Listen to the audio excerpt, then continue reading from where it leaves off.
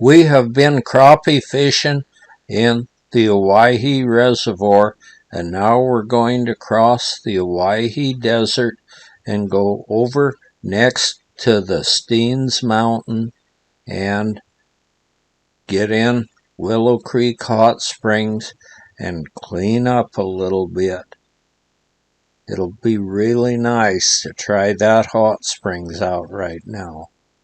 We pass by the little town of Rome on the Owyhee River, and then it's the Steens Mountains we start to see standing tall in the background as we move toward Willow Creek Hot Springs.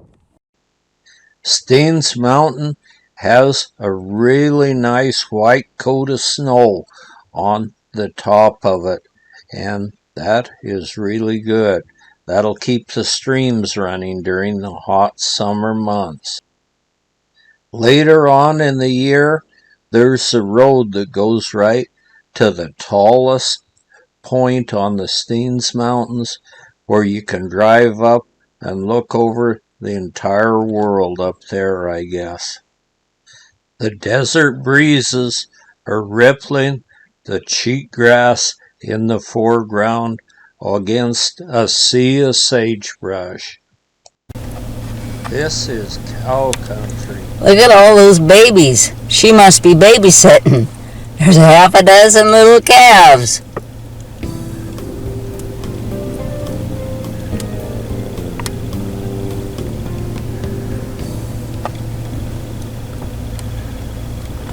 Look at that one there.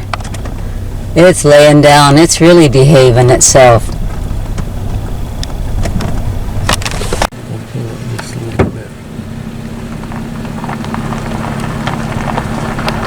Boy, she's got her hands full.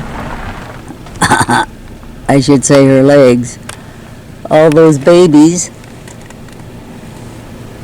You're a good mama taking care of everybody's babies.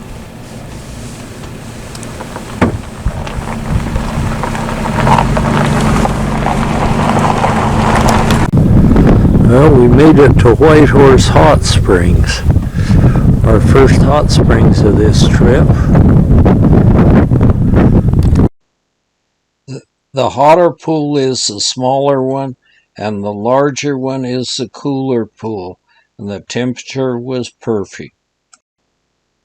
It's getting towards evening, so we're heading to our trailer house where we have it parked on our daughter's property out in the middle of the Owyhee Desert. We have a windsock up, which has taken a toll from the desert winds, but it's been up for over a year. We go through the gate and Marge wants to take a picture of our trailer house sitting here in the rain shadow of the Steens Mountains. Now we're going to go down to Coyote Lake and see if there's anything in bloom. There's a water puddle there keeping us from driving over to Coyote Lake, so we're not going to risk getting stuck in it. We'll just turn around and go back and look at some of the wildflowers. I would love to drive across this water puddle and go out and see how Coyote Lake looks today, but I'm not going to take a chance. We're at this point about 10 miles from the nearest road, and if we were to get stuck and wait here, we might be a week before someone decides to come by, so we're not going to take that kind of chance. It's not worth it. We'll do it later after this water hole has dried up. The wild horses and antelope and other game use this for their drinking water until it dries up. And there's quite a bit of feed this year, so they're out here.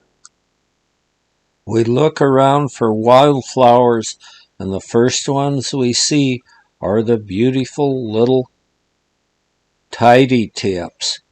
Then we see some more little flowers growing low on the desert floor.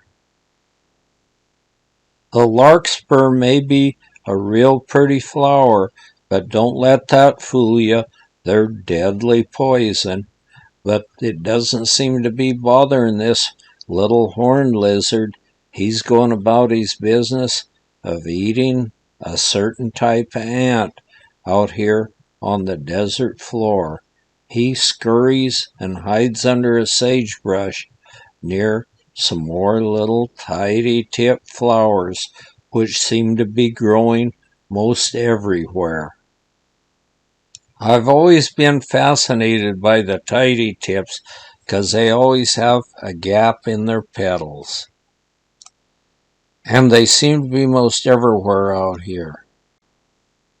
The fine sands of the desert floor seem to be what lots of these wildflowers seem to thrive in. There are just hundreds of them right on the floor of the desert in the sand. Lots and lots of sand lilies here.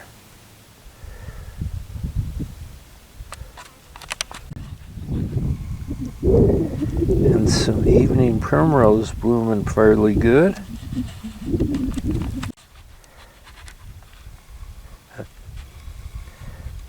A double tidy tip.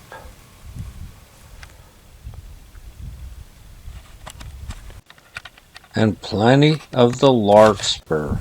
An old badger's drilled him a hole here. Looks like an old badger elected to drill him a hole right here. The beautiful Steens Mountain is overlooking us as we check out some more wildflowers, more of the deadly lupin, and lots of primroses. There are a few different kinds of evening primrose out here, and they're some real beauties. There are a few different kinds of sagebrush growing out here, right in the rain. The deadly death camas sways in a gentle desert breeze, right in some of the sand. And the cheatgrass is everywhere. Another nice evening primrose is nestled here in the shade of some of the cheatgrass and sagebrush, and another death camas sticks its head up. The buckwheat shows its beautiful little flowers in the desert floor alongside another evening primrose or two. If I were to have a favorite of wildflowers, I think the evening primrose would rate up there pretty high, and you can even buy the seeds for these and plant them in your garden at home. I don't know how well they would do unless you're in the desert area, though. We have now decided it's a must to go dig some of that wonderful petrified wood. So we're going to go see if we can dig some petrified wood. We drive for quite a while and get just about to the site and find that the ranch that we have to go through for just a short distance of private land before you get in the public land has been sold, and there's no trespassing signs up. So we don't go on, we turn around and go back and look at some more of the wildflowers on our daughter's place. Here's where the kangaroo rats have been out at night, right in front of our trailer house there, and you can see their tail drags. They're a cute little animal, and they hop around like a kangaroo and drag their tail when they walk. An old buck antelope is peeking through the sagebrush, thinking we don't even see him, I guess, or maybe he just plain doesn't care. And a few wild horses are switching their tails to keep those pesky flies up, and an old mama's standing there giving her colt a nap. Normally the adults lay down very seldom during the daytime. Sometimes they do just to sun themselves, but usually it's the young that are laying down, while the old stallion stands and watches over his little family. It's now time to head home, and we decided to go by and check on the ground squirrels. Since the last time we were here, someone had some great big old dogs that they turned loose and they ran out, and these ground squirrels sure knew what a dog was, and they made themselves really scarce. But today they're out in force, and somebody's fed 'em some cracked corn, and boy, is that making 'em nice and fat. They're going to get so fat they won't be able to get down in their hole. And this little baby, he doesn't mind eating a little corn himself, and he's going to get fat. They probably have to keep enlarging their holes as they get fatter and fatter. Then over the Cascades, and the Scotch broom is blooming like crazy on the Cascade Mountains in the burned off area. That's another invasive plant that really is doing well here in this country. It originally came from Scotland, but now we gotta go home, and so this is the end right here.